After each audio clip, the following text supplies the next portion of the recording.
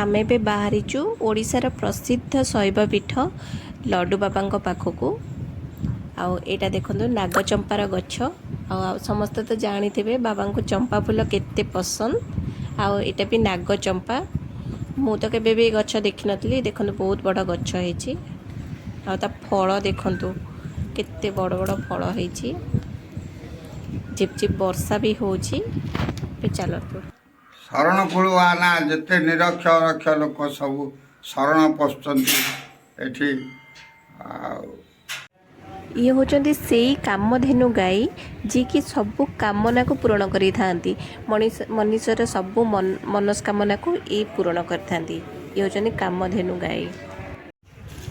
ओम श्री श्री लडुकेश महेश संपूर्ण वीडियोटी देखंतु आ मंदिर विषय रे आ बाबा विषय संपूर्ण इनफॉरमेशन मु आज देबी आ पूरा मंदिर बुले की दिखेबी।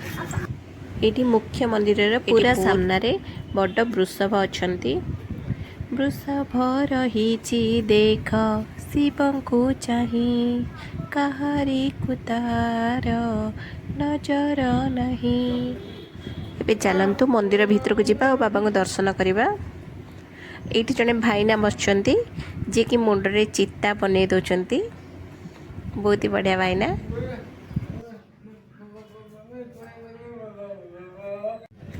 एटी गोटे बड़ पोखरी रही आ पोखरी मझे देखते गोटे छोट घरटा भी रही एटा को क्षीर सागर कह जाए आठी बाबा चाप खेलती।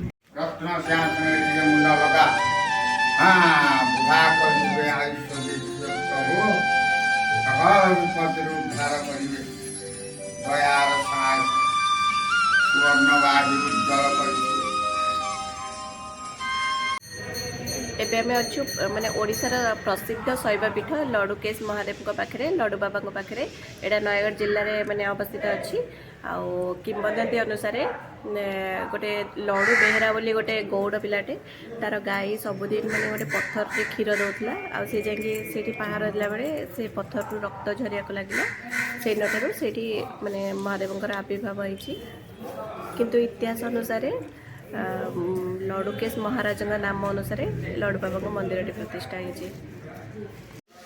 यहाँ देखो यहाँ हूँ से कामधेनु गाई जोटा कि माने सबुदिन पत्थर रे क्षीर दौला जोटा कि कहीं जानी नथिले कि ये माने महादेव अच्छा से महादेव को ही क्षीर दौला क्षीर समर्पण करुला सबुदिन से ही माने महादेव आविर्भाव होती। देखो यहाँ है कामधेनु से लडू बेहेरार गाई हरिहर लडू बाबा एटा केते वर्ष पुराना ठाकुर ये कहवा है कथा केते पुरुष गलानी ता पिला माने मंदिर इतिहास कौन माने लडुकेश्वर जो अछंती शरण कूलवाना जिते निरक्षर रक्ष लोक सब शरण पशुंट एठी एठी माँकर 64टा रूप ये पूजा पाउछंती जोटा को 64 जोगिनी बोली कहउछंती। बाबा अछंती तो माँ भी निश्चिंत रहिबे एठी माँकर सबु रूप को पूजा पाउछि। नड़िया खाइबो कि नहीं आज्ञा रेडी केते सुंदर मयूर ओला सुखिला पूरा माने फ्री रे चालू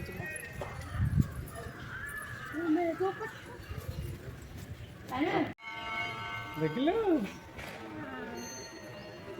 देखिलु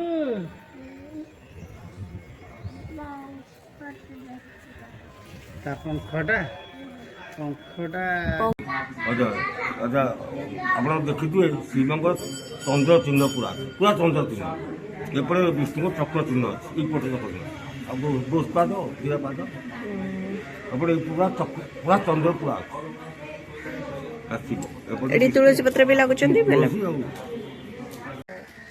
दर्शन कर सालनी बहुत बढ़िया भावे दर्शन सरीगला बाबा को दर्शन करके जमती माने मन को शांति पड़े आसला बहुत ही भल लगिला बाबा को दर्शन करी ଏଇଠି ଏମିତି ଶିବଙ୍କର ଗୋଟେ ଲିଙ୍ଗ ଯୋଉଠିକି ମାନେ ଆପଣ ପୁରା ଲିଙ୍ଗ ଉପରେ ଚକ୍ରର ଚିହ୍ନ ବି ଦେଖିପାରିବେ ଗୋଟେ ପାର୍ଶ୍ୱରେ, ଆଉ ଗୋଟେ ପାର୍ଶ୍ୱରେ ଶିବଙ୍କର ମାନେ ଚନ୍ଦ୍ର ଚିହ୍ନ ଦେଖିପାରିବେ। ସେଥିପାଇଁ ଏଠି ଉଭୟ ହର ଆଉ ହରିକୁ ପୂଜା କରାଯାଏ। ବେଲପତ୍ର ଆଉ ତୁଳସୀ ପତ୍ର ଉଭୟ, ମାନେ ଏଇଟା ପ୍ରଥମ ଶିବଲିଙ୍ଗ ଯୋଉଠିକି ତୁଳସୀ ପତ୍ର ବି ଦିଆଯାଏ ଏଇଠି। ଭାରତ କିମ୍ବଦନ୍ତୀ ବହୁତ ପୁରୁଣା।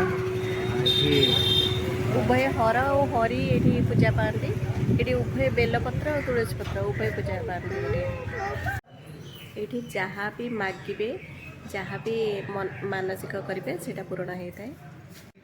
ଏଠି ଗୋଟେ ବହୁତ ସୁନ୍ଦର ମୟୂରଟା ବୁଲୁଛି। ଦୁଇଟା ମୟୂର ରହୁଛନ୍ତି, ମୟୂର ମୟୂରୀ। ଏଇଟା ମୟୂର ଉଡ଼ିଗଲା ଉପରକୁ। ମୁଁ ତ କହିବି କି ସମସ୍ତେ ଗୋଟେ ଥର ନିଶ୍ଚିନ୍ତ ଆସନ୍ତୁ, ଏଠି ବାବାଙ୍କୁ ଦର୍ଶନ କରନ୍ତୁ ଆଉ ବାବାଙ୍କର ଆଶୀର୍ବାଦ ପ୍ରାପ୍ତ କରନ୍ତୁ। ଆଉ ଏଇଠି ଯାହା ବି ମାନସିକ କରିବେ ସେଇଟା ନିଶ୍ଚିନ୍ତ ପୂରଣ ହୋଇଥାଏ। ଏଇଟା ମୋର ବି ଅନୁଭୂତି ରହିଛି। ଭିଡ଼ିଓଟି ଯଦି ଭଲ ଲାଗେ ଦେନ୍ ପ୍ଲିଜ୍ ଲାଇକ୍ କରନ୍ତୁ, ସେୟାର କରନ୍ତୁ ଆଉ ନୂଆ ଥିଲେ ସବସ୍କ୍ରାଇବ୍ କରନ୍ତୁ। ଜୟ ଲଡ଼ୁ ବାବା। ओम नमः शिवाय।